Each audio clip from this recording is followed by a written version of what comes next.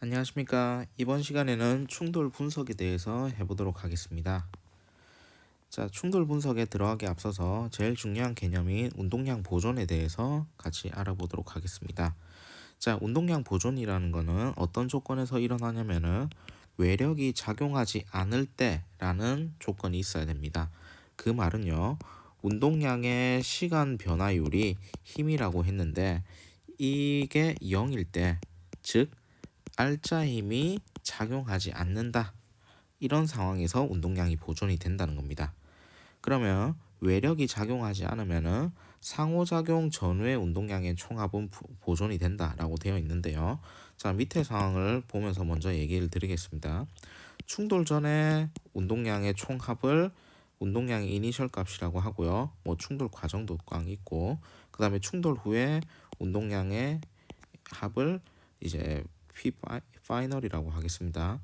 요게 이 충돌이 일어날 때 외부에 어떠한 인터랙션이라든지 이제 추가적으로 더해지는 힘이 없기 때문에 P 이니셜과 P 파이널은 이렇게 보존이 된다, 같다라는 의미입니다. 그래서 우리가 이제 충돌을 다룰 때는요, 운동량 보존을 이제 이야기를 해야 되는데, 운동량 보존으로 문제를 풀기 위해서 가장 전제가 돼야 되는 조건은 외력이 작용하지 않는다라는 조건입니다. 자, 그러면요, 이제 충돌의 이제 종류에 대해서 분석해 보도록 하겠습니다. 충돌은 이렇게 세 가지로 나뉩니다. 완전 탄성 충돌 또는 탄성 충돌이라고 하는 게 있고요. 그 다음에 비탄성 충돌, 완전 비탄성 충돌, 이렇게 나눠집니다. 자, 탄성 충돌은요, 이제 탄성이라는 말이 이제 알려주듯이 일단 기본적으로 충돌은요, 운동량이 다 보존이 됩니다. 근데 완전 탄성 충돌은 운동량에다가 에너지까지 보존이 됩니다. 그래서 얘는 손실이 전혀 없는 그런 충돌을 완전 탄성 충돌이라고 합니다. 그러면요, 완전 탄성 충돌이 아닌 충돌들은 전부 다 비탄성 충돌입니다. 탄성 충돌이 아니다라는 이야기입니다. 그래서요, 비탄성 충돌이 대부분의 이제 현상인데, 비탄성 충돌 중에서도 특히 좀 특이한 상황이 완전 비탄성 충돌이라는 게 있습니다. 그 말은요, 이 두 개가 이렇게 충돌을 꽝 하면요, 두 개가 하나의 덩어리로 돼가지고 운동하는 이런 상황을 완전 비탄성 충돌이라고 합니다. 자, 그래서요, 충돌의 종류는 이렇게 세 가지인데, 충돌은 기본적으로 운동량은 항상 보존이 됩니다. 운동량은 보존이 되는데 에너지는 보존이 되는 경우가 있고 보존이 안 되는 경우가 있습니다. 그래서요, 완전 탄성 충돌은 에너지까지 보존이 되고요. 비탄성 충돌이랑 완전 비탄성 충돌은 에너지가 보존이 안 됩니다. 그 말은 에너지가 보존이 되지 않는다는 말은 운동 에너지가 이제 다른 소리라든지 빛 이런 형태의 에너지로 전환이 됐다라는 얘기입니다. 그러면은 완전 탄성 충돌에서는 에너지가 보존이 되기 때문에 소리나 빛이나 이런 것들이 전혀 발생하지 않는 아주 이상적인 충돌 과정이라고 볼 수 있습니다. 자, 그러면요, 비탄성 충돌은 좀 다루기가 힘드니까 두 가지만 다뤄보겠습니다. 첫 번째는 완전 탄성 충돌입니다. 자, 간단하게 질량이 m으로서 같은 두 물체가 있습니다. 그리고 충돌 전에는 A만 V의 속력으로 가고 있으면요, 이렇게 적을 수가 있겠죠.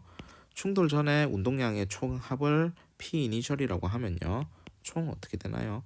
A의 질량 곱하기 속도 V 이런 식으로 될 겁니다. 그리고요, 충돌을 꽝 이렇게 발생이 된 뒤에요, A라는 물체는 속도가 0이 되었고요, B라는 물체는 V라는 속도로 튀어나갔습니다. 그러면 B라는 속도가 B의 속도가 충돌 후에는 V가 된다는 사실은 어떻게 알 수 있느냐? 자, 이 충돌 과정에서 힘이 작용하지 않았습니다. 그 말은요, 운동량의 파이널 값이 초기 값하고 같다라는 겁니다. 그러면 얘도 마찬가지로 mv여야 되기 때문에 B의 질량은 m이고 B의 속도를 v b라고 하면요, 이 vb가 v랑 같겠죠. 그래서 얘가 v의 속도로 이렇게 튀어나감을 알 수 있습니다. 자, 그 다음은 완전 비탄성 충돌에 대해서 알아보겠습니다. 자, 완전 비탄성 충돌은요, 이렇게 물체가 있었는데 여기 이렇게 앞에 물체랑 꽝하고 박았는데 이제 문제가 어떻게 되냐? 이렇게 A하고 B하고 물체가 한 덩어리로 된 겁니다. 자, 그러면요. 요 상황을 이제 조금 수식적으로 분석을 해 보겠습니다. 자, 요 앞에 있는 물체를 M1, 질량을 요 뒤에 있는 물체를 M2 이런 식으로 잡아 보겠습니다.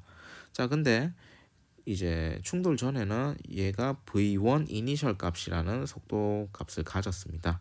그리고 충돌 당하는 물체는 속도가 0이었네요. 그러면 P 이니셜의 값은 어떻게 되나요? 질량 M1 곱하기 V1의 이니셜 이런 식으로 되겠죠. 그러면 충돌하고 난 뒤에는 어떻게 될 거냐? 얘가 완전 비탄성 충돌이니까 한 덩어리가 됐습니다. 그래서 얘의 질량은 M1 플러스 M2가 될 거고요. 튀어 나가는 속도는 모르니까 이렇게 라지 V로 놔뒀습니다. 근데 충돌 요 전 과정에서 외력은 전혀 작용하지 않았기 때문에 운동량이 보존이 됩니다.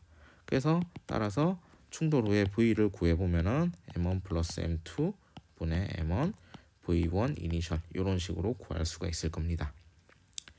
자, 그래서 오늘의 초점 질문을 보면요. 완전 탄성 충돌의 예시를 한번 생각해 보시면 좋을 것 같습니다. 완전 탄성 충돌은 운동량에다가 에너지까지 보존이 되기 때문에 이 에너지가 보존된다는 것은 충돌 과정에서 뭐 다른 형태의 에너지로 전혀 전환이 안 된다라는 소리입니다. 그래서 이 완전 탄성 충돌의 예시가 실제 상황에서 존재할 수 있을지 이런 것들에 대해서 고민해 보시면 좋을 것 같고요. 두 번째, 우리가 지금 다룬 거는 1차원 상에서의 운동이었는데 그럼 2차원 충돌은 어떻게 처리를 하면 좋을지 1차원 충돌에 적용되는 그냥 물리 법칙을 그대로 적용해 가지고 어떻게 하면 2차원에 적용할 수 있을지 고민해 보시면 좋을 것 같습니다. 그 다음에 세 번째로 충돌의 종류를 이제 세 가지 탄성 충돌, 비탄성 충돌, 완전 비탄성 충돌 이렇게 세 가지로 나눴는데 물리학에서는요 이 세 가지를 그냥 나누는 게 아니고요 뭔가 수치적으로 좀 정량적으로 좀 나눌 수 있는 방법에 대해서 고민을 하고 있습니다. 그래서 충돌의 정도를 수치로 나타낼 수 있는 방법이 있을지 한번 찾아보시면 좋을 것 같습니다. 자, 오늘은 충돌의 분석에 대해서 이제 공부하였습니다. 수고하셨습니다.